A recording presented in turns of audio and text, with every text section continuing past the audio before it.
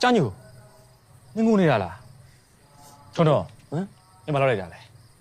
အေးကြားညိုဘာလို့ငေါ်လို့တာလဲ ငါဘာမှမလုပ်ဘူး तू က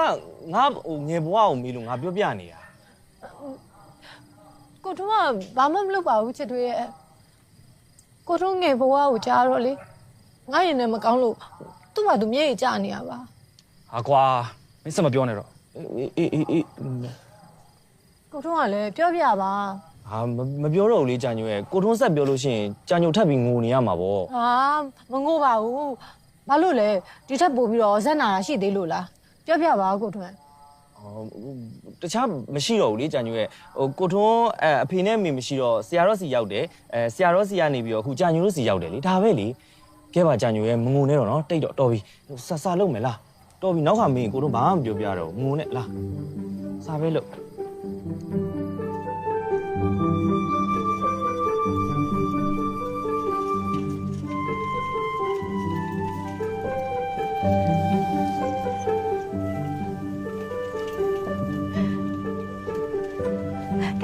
ခဏနေ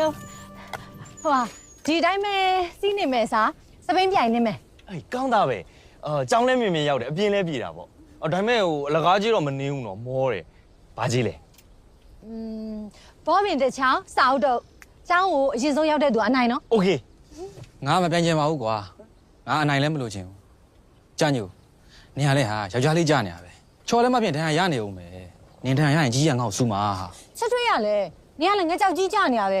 စပိန်လေးပြိုင်နေတဲ့ကိစ္စမရဘူးပြိုင်ရမယ် ချစ်တို့မင်းရလေကွာကြာညိုစိတ်ချမ်းတောင်ပြန်မေးလိုက်ပါ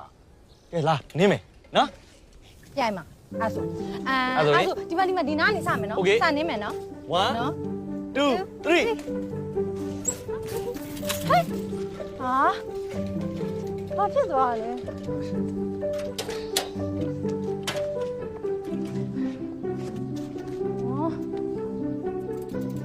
ျင်းကြသွားတာ ရိုက် ရပါပြီ နောက်ပြုံလေးကြာညိုရရဲ့လား ဟုတ်ရတယ် ပြန်စမယ်1 2 3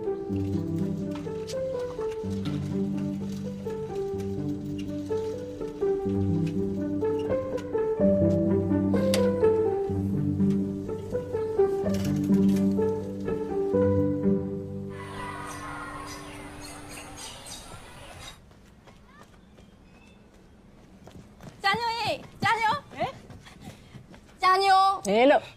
တရင်ထုဟဲ့တရင်ထုသိလား ဘာလဲညို့ဟန်ထွန်းကြိုက်လိုက်ပြီလား